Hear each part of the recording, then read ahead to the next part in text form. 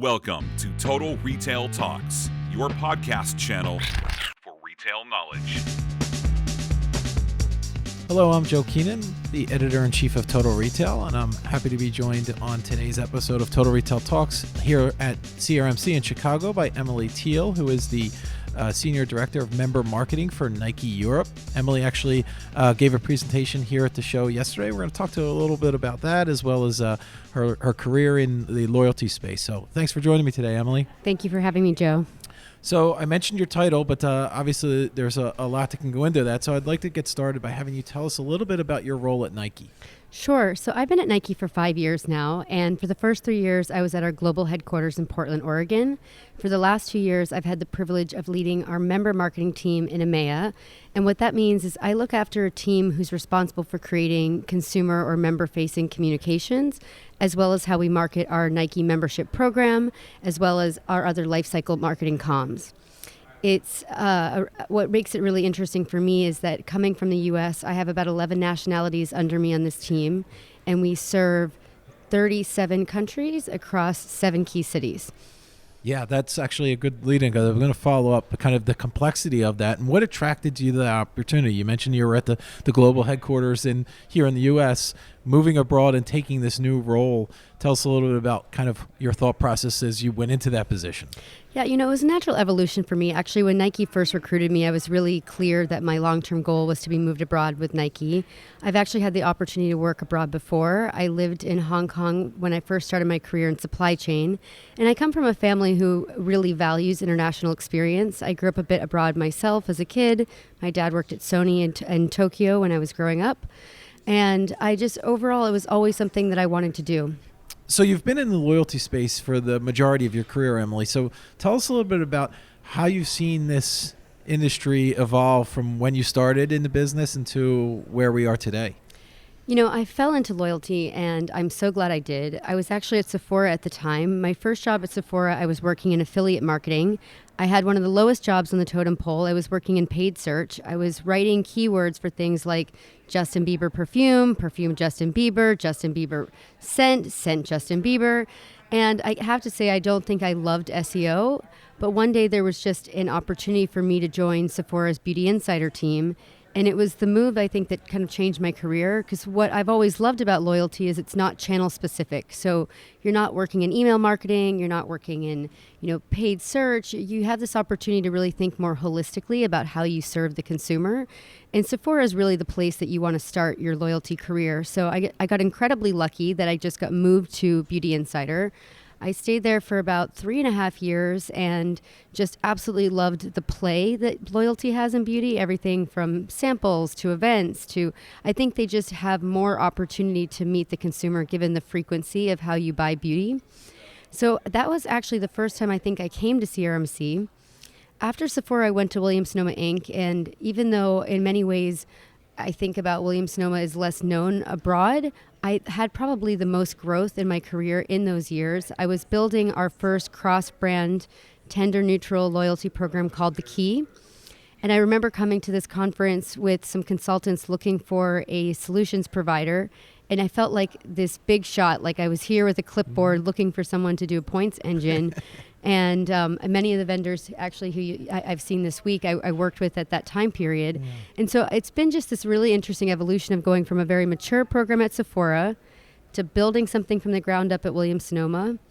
I went to Uber after that to work in more of it's funny to use the word traditional with Uber, but Uber does CRM like a digital native company does CRM. You're just pulling levers and you're just sending personalized communications out like you're trading stocks. And then I landed at Nike. So I think what's interesting is I've seen the evolution of the space by being at 4 very different companies at 4 very different periods of my career maturity. Yeah, I was going to say 4 very different brands, but you've learning experiences that you've taken from each one of them. You spoke yesterday here at CRMC about the importance of building and training the right team in support of your organization's customer retention and loyalty efforts. So when you think about building a team, talk a little bit about what you look for when you're making hiring decisions. This is such a good question. I think leadership is incredibly important. It's it's the trait that I value most at the end of the year in my performance reviews of how I'm evaluated. I think building a team is a real responsibility. You have to think about everyone coming in almost as an ingredient and how is it going to work together as a whole.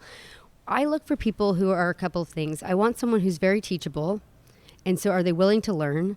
And I want somebody who's humble enough to come into a team and be able to bring a great deal of experience, but also be there to learn from the group and to listen. And as I spoke about yesterday, I think it's increasingly our responsibility to look at the makeup of the team and ensure that we are reflecting the diversity of the consumers that we serve. So the makeup of the team, and you mentioned this earlier, how diverse your team is. You're leading, I forget the exact numbers that you quoted in terms of how many different nationalities and regions, countries that you're serving with your team. So talk about, as the leader of that group, how you kind of build that right culture with so many different, individual personalities and cultures in the mix. Yeah, it's it's a challenge. I feel like my first year working in Nike EMEA was like hazing in many ways because you're trying to get to know, you yourself are an expat in another country. You're trying to get to know a different office environment. You're trying to build trust with a group who, for the most part, has already been there. And on top of that, you have no idea the cultural nuance that everybody's coming into with their different lenses and backgrounds. Nike's really good about training expats to go abroad. We had a lot of, we actually had coaching. We had books recommended to us. I highly recommend the book, The Culture Map, which is designed for expats moving in all different directions around the world to understand where different countries rank in terms of what they value. So what we value in the US is inherently different than what somebody values in the UK, even though you would think that we were pretty closely related when it comes to different cultural backgrounds. So for me, I had to really, really make sure I was not projecting my own viewpoints, or let's say, as an example, I really value recognition. Not everybody values recognition, not just on a personal level, but on a cultural level. There's a huge spectrum of how people want to be spoken to in a room or how they want to be praised externally. So I think it comes down to, just like we do in loyalty marketing, listening, understanding that you need to tailor your approach to different people at different times, and then being open to not getting it right. So I definitely did not get it right my first year a lot. I tend to come in with a lot of gifts and a lot of bubbliness, and that doesn't always land, particularly when I think about some of my French colleagues. But, we're talking about cultural diversity right now, and one of the things we want to talk to yesterday about KindWork is just how we get to more representation, and those are two different things. So I think that but it's still the same question, which is how do you make sure as a leader that you're building a team where everyone can come and be themselves? And that's probably the most important thing. Are you building a culture where people can feel like themselves at work? Yeah. And if you're making space for that, then hopefully you're making space to learn what different audiences want at different times. Yeah.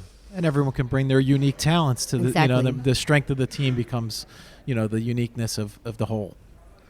So we're here at CRMC. I'm interested, as you think about loyalty trends, what are you kind of most bullish on for the remainder of the year? That can be both what you're seeing within your own individual organization at Nike, as well as kind of across the retail space as a whole. What's interesting is I always reflect on, do I think loyalty trends deeply change, or do I think consumers expect the same things in different ways? So when you think about over time, people want convenience, they want to be delighted, and I don't think those have changed from when you would go to a storefront and to now when you want your package to come the next day. What I often think about is speed and availability is what changed. We want it faster and we want more access.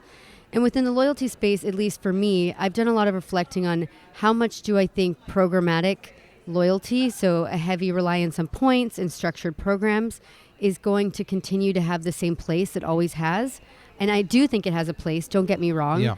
But I think the modern consumer isn't just about that anymore. And so we have to think about new ways of meeting them in their need state. So is it that you want discovery? Is it that you know exactly what you need and you want it to come the next day because we've already predicted that you've run out of it before you've even known? And so you have to just spend a lot of time looking at what you can offer as a brand and understanding where you want to win. And so that's less to me reflective of what are the trends overall, as understanding where the consumer needs are at a given point in time. Obviously, it was very different in COVID than it is today when people do want to get out and be in stores again. But whether that actually changes their online shopping behaviors, I'm not sure. And we're so focused on the American consumers and their behaviors. Have you seen a big shift, or is it, to your point, it's pretty global in terms of what consumers want when it comes to loyalty? Yeah, that's a great question. I think people want to be recognized everywhere. And I think the idea that you're getting value and whatever value means to you, I think is fairly global. What I do see as different in Europe, and actually I appreciate this, is less consumption as a whole. So needing less things, whether that's because we have much smaller spaces that we're living in, or whether I think that the EU is further advanced in thinking about sustainability. There's a lot of factors that go into play where I see more conservative spending more on higher quality items and having fewer of them in your closet. And I think a lot of brands are thinking about that too. Can we get to the same margin by selling fewer things at a higher price point and having less waste at the end of the year? So I think it definitely is different market by market. Nike's a global brand, so we see different trends around the world. What I've personally felt in Europe is, I don't have a car anymore. So I've been 2 years without a car. I live up 4 flights of stairs in a beautiful apartment in Amsterdam. I think about what I'm bringing home in a shopping bag, and I think that the online shopping it's definitely there. I see more people being willing to go to a store to try something on to decide if they really want it than here, where I feel like we're still very comfortable ordering a box of 10 items and knowing we're returning 70%. So I go back to maybe more considered shopping trends in the EU. Yeah, it's a great example. Well, I want to take the opportunity to thank Emily Teele, who is the Senior Director of Member Marketing for Nike Europe, for joining us on this episode of Total Retail Talks. Thank you so much, Joe. I appreciate it.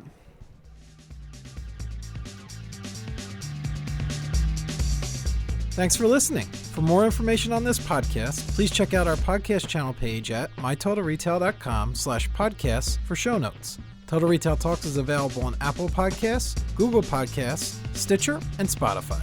Make sure to subscribe on our podcast channel page as well. If you've enjoyed this episode, please take a few moments to rate and review this podcast. Thanks, and until next time, this has been Total Retail Talks.